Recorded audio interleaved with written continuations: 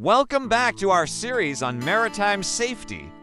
Today, we're tackling a critical and complex scenario, man overboard, person action missing, or PAM. This isn't your textbook man overboard drill where you see someone fall. This is the chilling realization that a crew member is unaccounted for, and you don't know when or where they went missing. The clock is ticking, and every decision is vital. So, what are the first, most crucial steps when you realize someone is missing? It all starts with the alarm. The moment a person is confirmed missing, the public address system must broadcast, "Man overboard, person missing." This isn't just an announcement.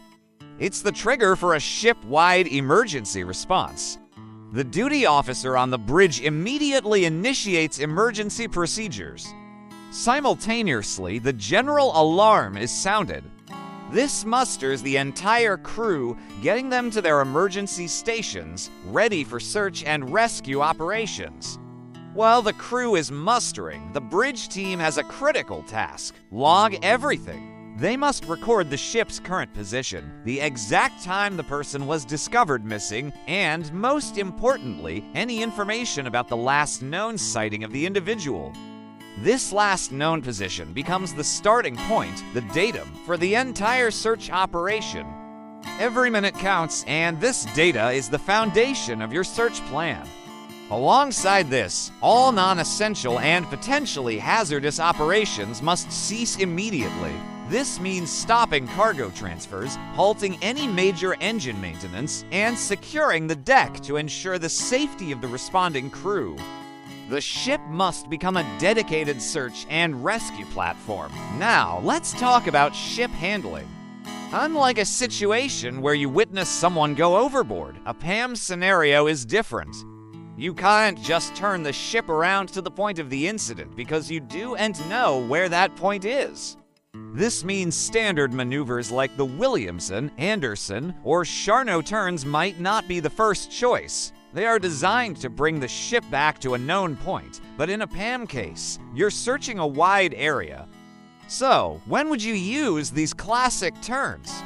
A Williamson turn could be effective if you have a strong suspicion of when the person went missing, say within a reasonable time frame. It's designed to bring the vessel back onto its reciprocal course, essentially retracing its steps.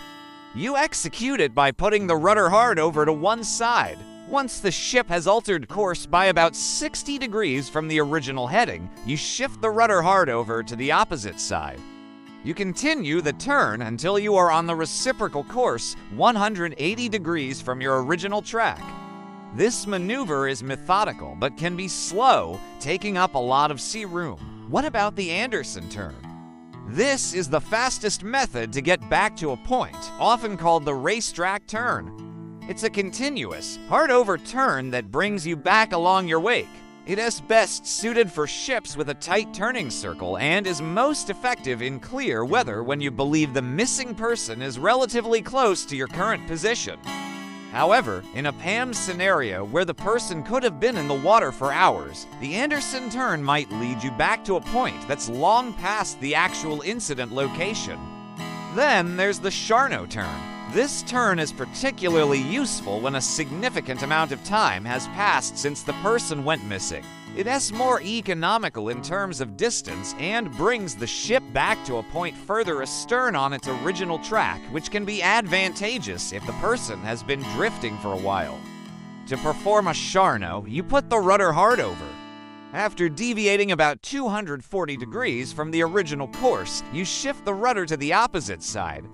You stop the turn once you're on the reciprocal course. It's a bit more complex than the others, but it compensates for the time elapsed. However, in many PAM situations, the last known position is too vague, and the person could be anywhere within a vast area. This is where dedicated search patterns come into play. These are internationally recognized methods designed to systematically cover a search area.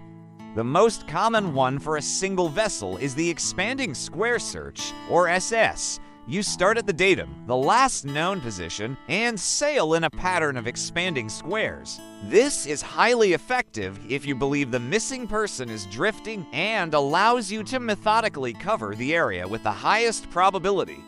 If the search area is more defined, like a specific sector, you might use a sector search, also known as VS. This pattern involves running radiating lines, like spokes on a wheel, out from the datum point. It's good for concentrating the search effort in a smaller, high-probability zone. When the search becomes a larger, coordinated effort, often involving other vessels, and a rescue coordination center, or RCC, you'll likely use a parallel track search, or TS. This involves multiple ships or aircraft searching in parallel lines, like mowing a lawn, to cover a very large area efficiently. The RCC will assign specific tracks to each search unit to ensure there are no gaps. The choice of pattern depends entirely on the quality of your initial information and the resources available. In the modern era, technology is our greatest ally in a PAM situation. The first thing the bridge team should do is check for any automated distress signals. Has an iSART or an EPIRB been activated? These devices transmit a location, turning a search into a direct recovery. Next, it's time to become a detective. Review the ship's CCTV footage. This can be painstaking work, but it might provide the exact moment the person went overboard, or at least narrow down the time window significantly. Don't forget to check the Bridge Navigation Watch Alarm System, or BNWAS, logs. These can sometimes help correlate crew movements with specific times. Advanced technology also plays a huge role. Thermal imaging cameras, or FLIR systems, are incredibly effective, especially at night or in low visibility. They detect heat signatures, making it possible to spot a person in the water who would be invisible to the naked eye. And increasingly, ships are being equipped with drones.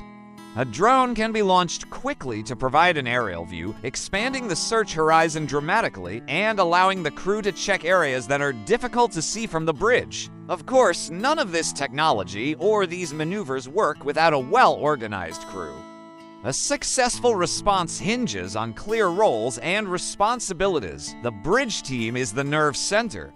They focus on navigation, executing the chosen search pattern, and maintaining constant communication with the Rescue Coordination Center and any other vessels involved.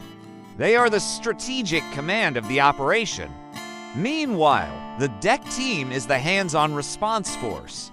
They must be ready to launch rescue boats at a moment's notice. They are also responsible for deploying life buoys, smoke markers, and other rescue equipment to mark the area and assist the person in the water once they are spotted. Their readiness can be the difference between a successful rescue and a tragedy. Simultaneously, the medical team must be on high alert. They need to prepare the ship's medical bay to treat a recovered person who will almost certainly be suffering from hypothermia, shock, and potential injuries. Having for fluids warmed, blankets ready, and resuscitation equipment on standby is not just procedural, it's life-saving. Finally, the emergency muster team has the critical job of accountability. While the search is underway, they conduct a full muster and head count of everyone on board. This confirms who is missing and ensures no one else is unaccounted for. It also helps to gather information from the crew who saw the missing person last.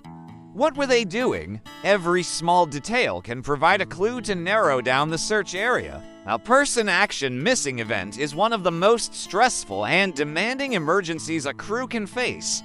It requires a cool head, precise execution of procedures, and seamless teamwork.